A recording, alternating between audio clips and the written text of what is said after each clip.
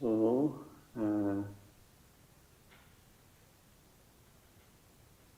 good afternoon, everyone, and it's evening here, 9 o'clock in the evening.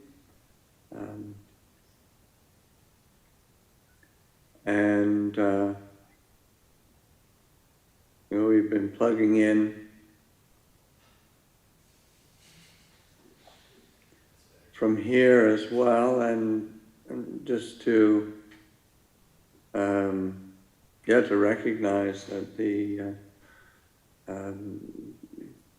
theme of Anapanasati really encompasses the whole of the practice, and to be able to not get too locked in to the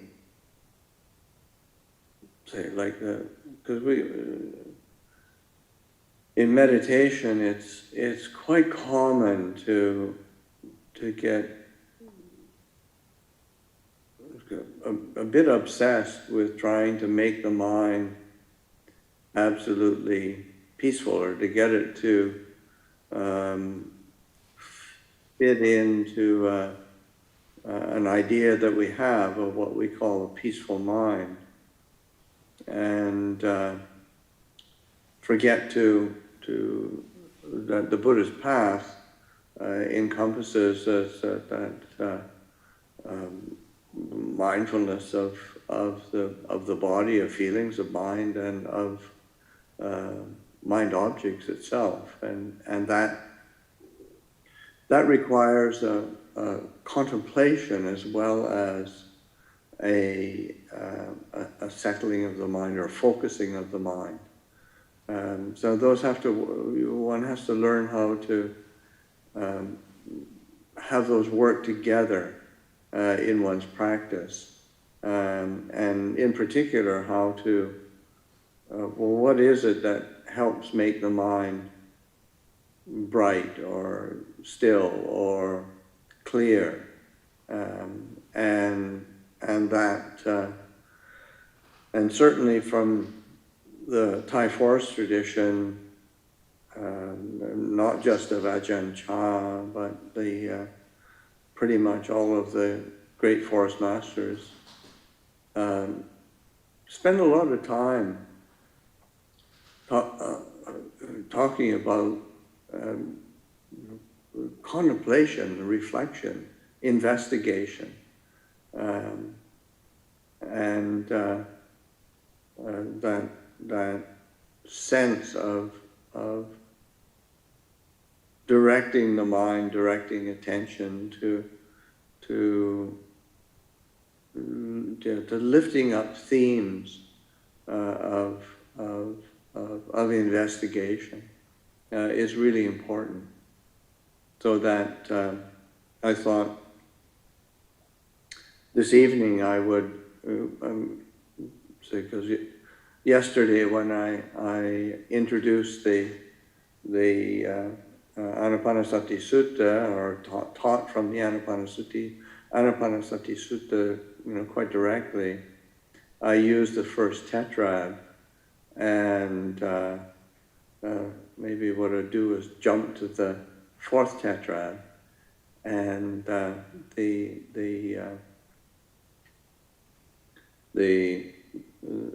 four teachings that the Buddha used and tends to be referred to as insight. The reality is one can be having insight when one's just paying attention to a long breath or a short breath. I mean, that's not it's not limited, but in general there tends to be a bit more overt reflection and investigation in the last four of the aspects of mindfulness of breathing, and the very first one being the contemplation of impermanence, or of anicca. anicca nupassana, that contemplating impermanence. I breathe in, contemplating impermanence. I breathe out. It's what the Buddha calls a universal characteristic, and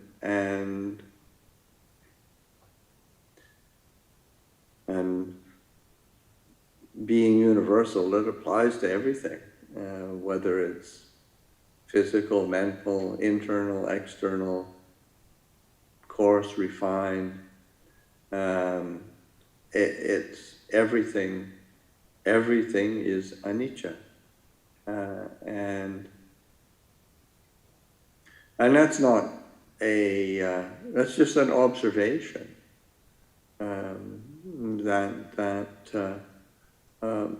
That's the way nature is, and that's the nature of the physical realm that we live in, the external physical realm.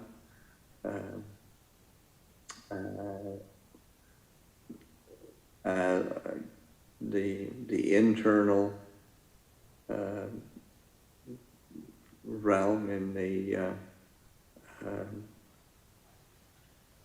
our own mental states, emotional states. Everything is impermanent. It's like, and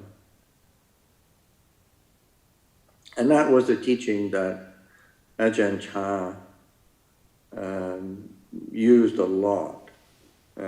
He really returned to this truth of anicca over and over and over again in his teachings, and something that he really contemplated for himself very, very deeply, and it's just something that he just kept recognizing and noticing around him. It's like a good example is when one time, he built this very nice ordination hall, and it was a real communal effort with the monks, the nuns, the lay community, and as well as having hired workers, working on this ordination hall, and over a period of a couple of years anyway. I was there during that time, and we did all sorts of things.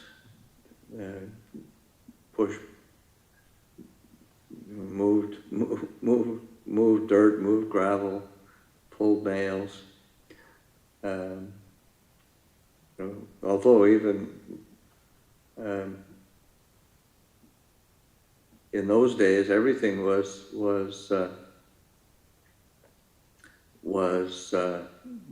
scarce. Resources were scarce, and so that one of the jobs for us monks was to, even though you sort of say, well,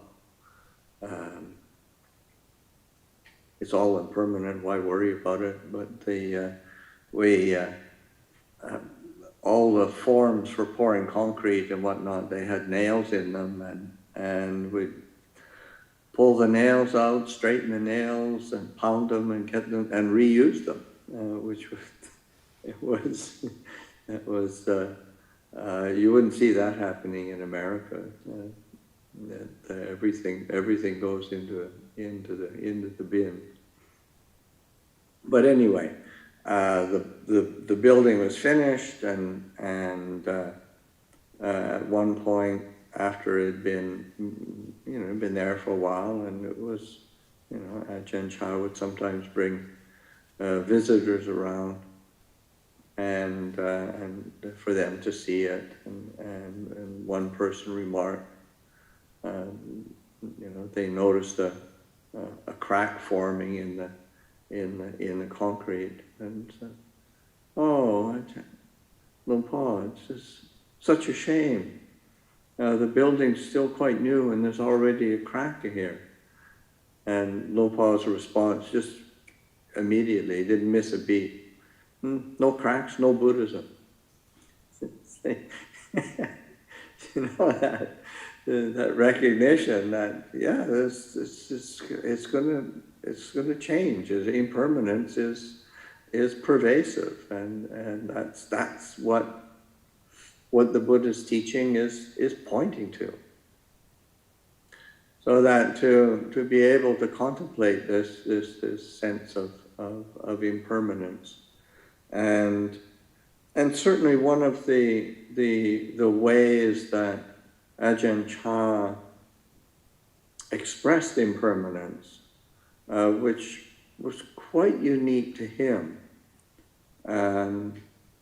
was that he also, besides expressing it as, say, impermanence or change, he would express it as uncertainty, unsure. Because that's how we feel when something is changing or is changeful. Where we feel that uncertainty or that lack of sureness. It's not sure. We want things to be sure. We want things to be stable and certain, and to be able to be comfortable with uncertainty is really it takes being steeped in Dhamma and to be reflecting on reality, on truth in a very constant way. So it's an angle and perspective, because oftentimes when we think of uncertainty, then we objectify. It's like an object out there that's changing. It's impermanent, it arises, it ceases. But uncertainty is the subject of how we feel about it. And it's important that we encompass both of those elements of how we experience ourselves and the world around us in both, say, an objective and subjective way. Because without that, we'll easily say not be comprehensive in our understanding or in our perceiving of ourself in the world. So another element of just that word, anicca, like Ajahn Jeff translates it as inconstant, which is, you don't really see inconstant very much in the English language, but there's a very good logic for that, because say in the Pali, the scriptural language,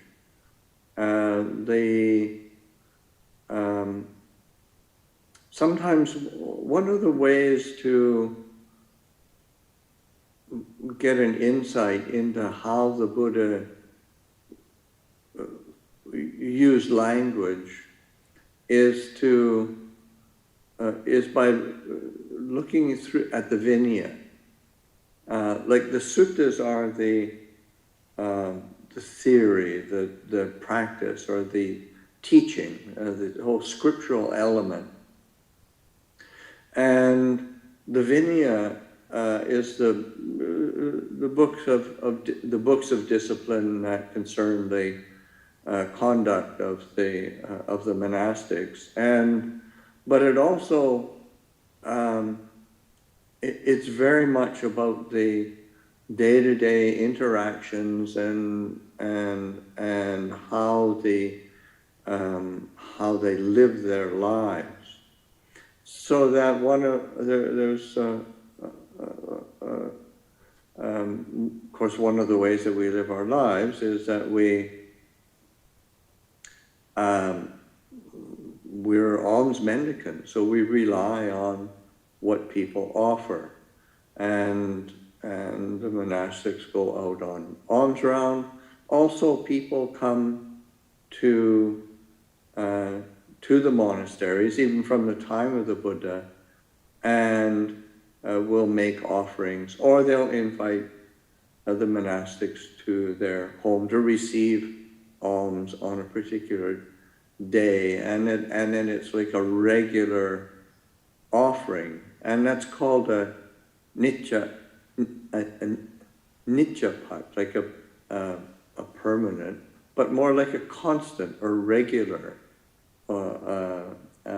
offering, and so that anitya is its opposite, and inconstant or irregular, uncertain.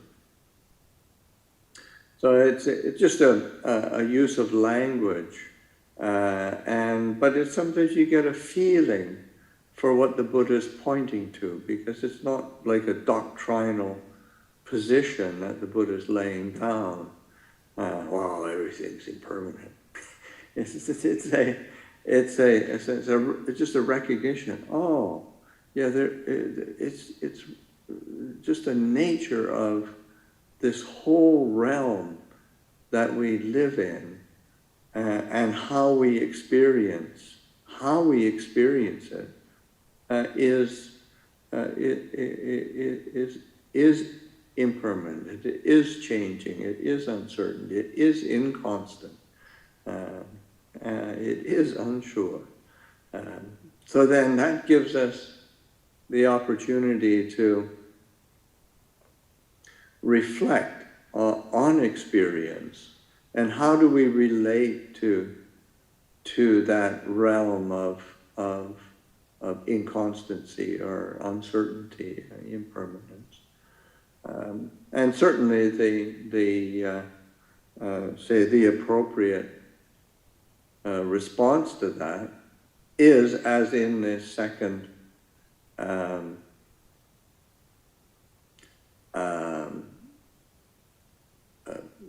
quality or point in this tetrad, is dispassion.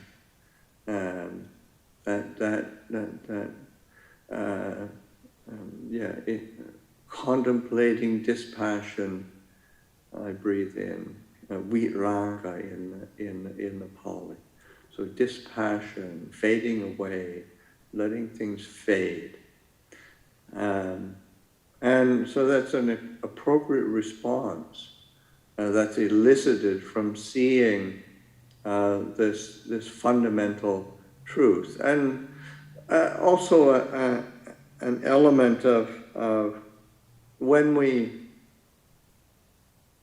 lift up impermanence as a contemplation, then it opens a doorway into the what are called the three characteristics of existence: impermanence, unsatisfactoriness, not self, anicca, dukkha, anatta, and that in the same way that anicca is just an aspect of nature, dukkha is also an aspect of nature. It's unsatisfactory. It's fraught with suffering. It's stressful. It's fraught with dis-ease. It's not easeful. There's some flaw there. Just by the very fact that it can't be constant. It can't be there all the time in the way that we want it to be.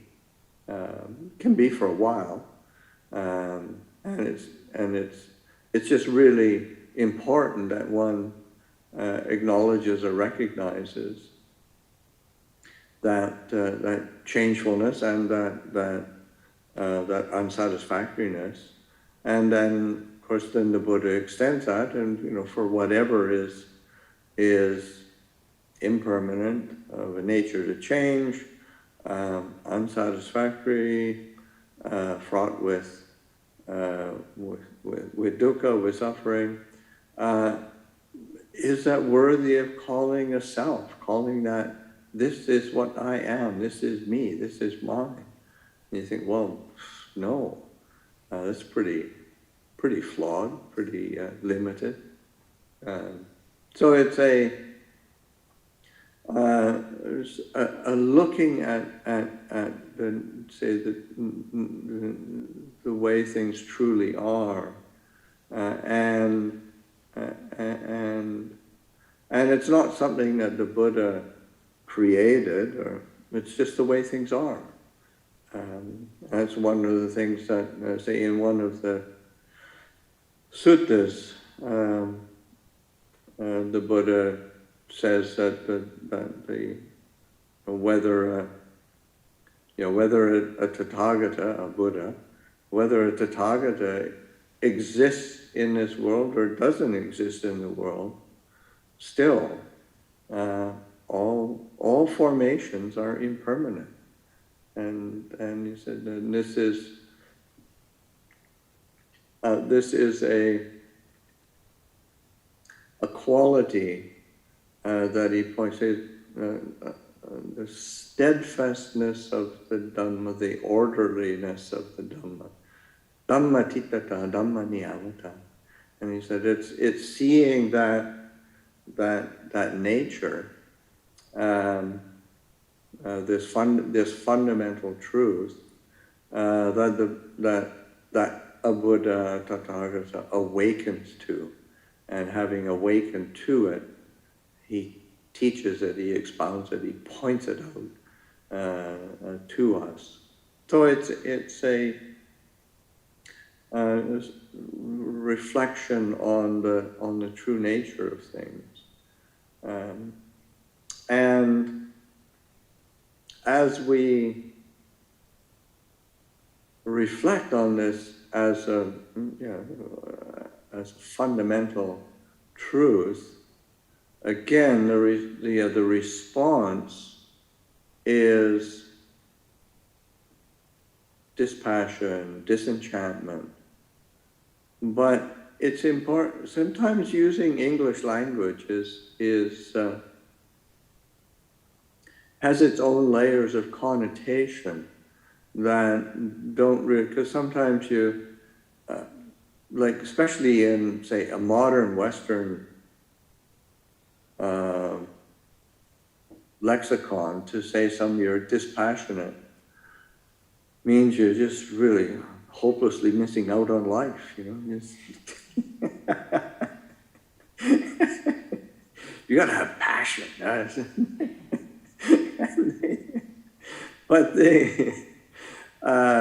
But from the Buddhist perspective, it's that dispassion and disenchantment that allows one to break the spell of our delusion and allow us to access really refined states of consciousness, both in terms of peace as well as in terms of insight and liberating insight, real freedom.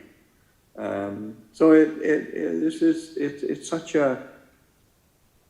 it's learning how to look from a different perspective, and it's just like, it's as simple as breathing in, contemplating just changing nature of things, breathing out, contemplating the changing nature. It's there for us to see, it's there for us to recognize, it's there for us to experience, and to avail ourselves of that opportunity. So it's a way of turning the heart. It's a way of opening our perspective So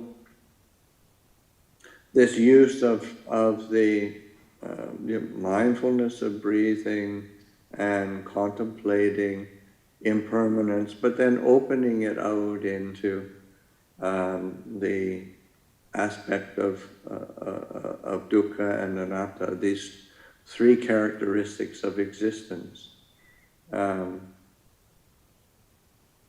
There's also there's a chant in the chanting book on these three characteristics, and it says, when one contemplates with wisdom, all formations are impermanent. One becomes weary of all dukkha. One becomes weary of all, just suffering or stress. This is the path to purity. And in the same, in terms of when one contemplates, all conditions are dukkha.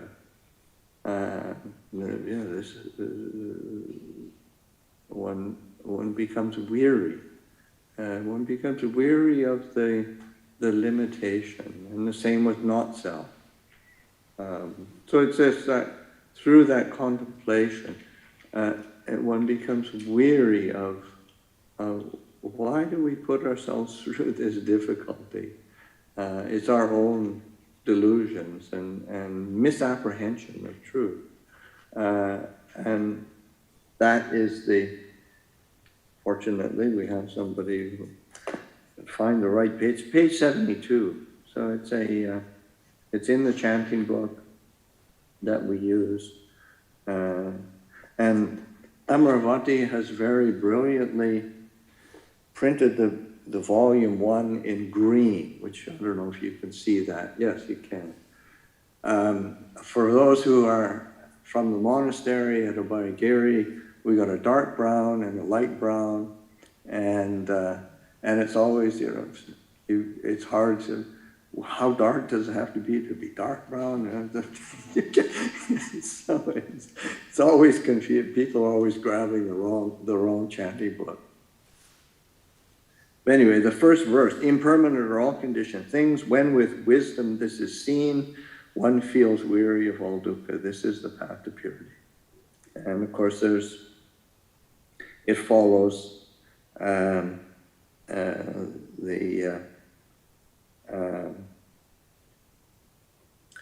I think these are Dhammapada verses that we're chanting in this. So it's something that's interesting to look up, because it is a real fundamental insight. That's the basis of insight in Theravada Buddhism, and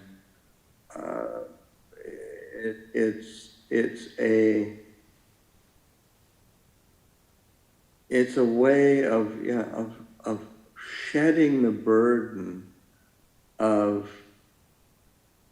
trying to squeeze out peace and satisfaction out of things that it's just not, they can't do it. But that clear recognition and contemplation of impermanence, of change, and then turning attention consciously to dispassion, disenchantment, is which is the second of the tetrad. The third of the tetrad is contemplating cessation. So that, and this is Nirodha, and that Nirodha tends to specifically, I mean, it's a general term, but it also tends to specifically refer to the cessation of suffering. like in the Four Noble Truths, it's the dukkha satya, the truth of dukkha. Samudaya satya, the truth of its origin. Nirodha satya, the truth of its cessation. And the magga satya, the truth of the path leading to the cessation of suffering. But that dukkha has an ending. It's just, this would not be a liberating teaching if all the Buddha taught was all there is suffering, get over it. I mean, that's just not, that's a really useless spiritual teaching. But to recognize, oh yeah, there is this very human experience of stress, of difficulty, of frustration that we all experience, and it has common roots to our not understanding things in their true nature, and not seeing things clearly, and when things are seen clearly, there is an ending, there is a cessation, but then in terms of practice, as we sitting 7 days in retreat, or however, or even sitting one session, can we pay attention to the cessation of suffering? In that, it's a really important contemplation, because one we tend to get caught up in the we've all got wonderful stories of our dukkha, and does anybody pay attention to that it's not there all the time? That it has actually ended. And even if it's just a little bit, it feels different. Yeah. So just to be able to make that very conscious, breathing in, experiencing the cessation. And that's, and of course you can feel that in the same way that one feels that on a physical level. I mean, there's the physical experience of sensation of the breath, and just of a breath coming in, you can feel it, and then there's a pause, there's a cessation, and then the breath coming out, there's a feeling of movement, of that sense of that, I don't know, the deflating of the capacity of the lungs and the abdomen.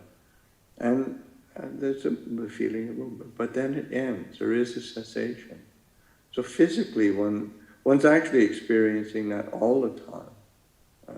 It's there. So to make it very conscious. And then you start directing that attention of cessation to the experience of a thought or of a mood, some particular fantasy that we've got caught up in. Just make that conscious, rather than trying to annihilate it or get upset or get run around with some story about one's unruly mind. Just to pay attention to, does this end? Is it there all the time? And allowing it to cease, allowing it to settle. Another perspective of cessation is also that it's in the, say, how we translate it, and because a valid alternative translation for, say, cessation is also non-arising. So so when we think of, okay, cessation of, or ending of dukkha, or ending of defilements, it's almost like we've got to go around and stamp out the fires of dukkha, stamp out the fires of our delusion.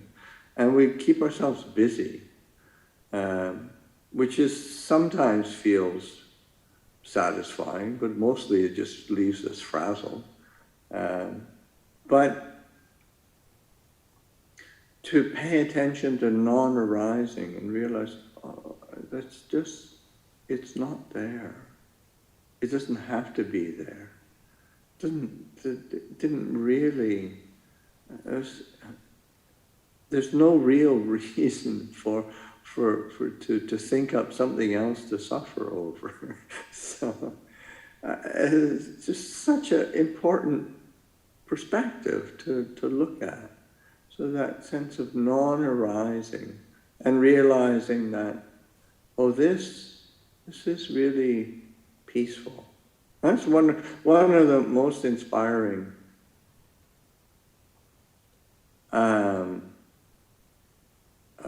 quotes for me, and you know, but there's it's kind of an exclamation that comes up in many places in the suttas where the Buddha is just talking about dispassion, talking about disenchantment, talking about cessation, just this is peaceful, this is sublime.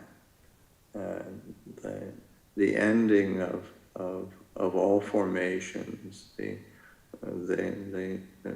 settling of defilement, dispassion, cessation, nibbana, the ending of craving. So it's but that this is peaceful, this is sublime, and that's it's not. This is complicated and this is confusing. No, this is peaceful, this is sublime, and it's really emphatic. And so that turning to that non-arising, I think, is a doorway into that aspect of what's truly peaceful, what's truly sublime. So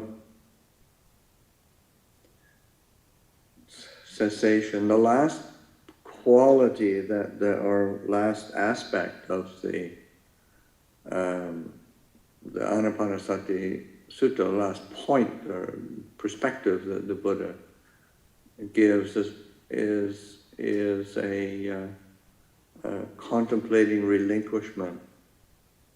I breathe in, contemplating relinquishment, I breathe out. And you realize that pati nissaga, that's like the culmination of our, say, mindfulness of breathing, culmination of the path of practice, culmination of the goal of Buddhism is this radical relinquishment, radical letting go of everything, this whole mind-body complex, this whole attachment to the perceived world that we get so either caught up in or worked up about, and you realize, oh, that can be let go of, it can be relinquished, it can be released. And it's not that you're pushing anything away. That release is a good word. And so you're releasing, relinquishing. And in the Thai language, the the word that's used is almost like kind of means like giving back. Because in the way that we, out of delusion, that we grasp, we cling, we seek, we strive, and to just give it all back to nature. It's like that anicca, dukkha, just the aspects of nature. This whole world that we either are, crave or get confused by or get upset about, just aspects of nature, and just to release it back to itself. Give it back. Stop holding it. Stop hanging on to it. It's such a burden, and you realize that it's not that difficult, and that's. I can remember getting really frustrated at Ajahn Chah, because you as a young monk, just being, there's a lot of difficulties in practice, and it's not easy. And Ajahn Chah would, smile and laugh, and sort of, it's not that difficult. It's only two things you need to do: know and let go. And it's just really irritating to have it put so bluntly, but it's just so true, and obviously one has to have a foundation, and the foundation, of course, is in this whole path of cultivation of our really wholesome qualities, because there needs to be a sense of well-being. There needs to be a sense of happiness. It's like the Buddha is quite explicit, even in terms of samadhi or meditation, so settling the mind. It's like the happy mind is easily concentrated. It's not the mind of striving and forcing and pushing and forcing oneself into practice. No, how do you find a sense of ease and well-being? A happy mind is easily concentrated, is easily settled. And in the same way that, the happy mind is easily let go, easily relinquishes. And it's not the happiness of sense desire or, gaining and attaining some particular state, because all of that has to be let go of. It's in that insight into everything, whether it's far or near, coarse or refined, external, internal, world or self, body or mind. It is all impermanent. It is all inconstant. It's all changing. It's all dukkha. It's all unsatisfactory. It is suffering, and it is not self. It couldn't ever have been self. It couldn't ever have been claimed as this is me and mine. This is what I am. It's just not the way nature works. And so the easiest thing is to let go and to relinquish. But it has to be done with mindfulness, with clarity. breathing in, one contemplates relinquishment. Breathing out, one contemplates relinquishment. It's just with each in-breath, each out-breath, and just using these fundamental teachings, not to try to convince yourself of anything, but to give yourself an opportunity to experience peace. And so I'll offer that for reflection this afternoon.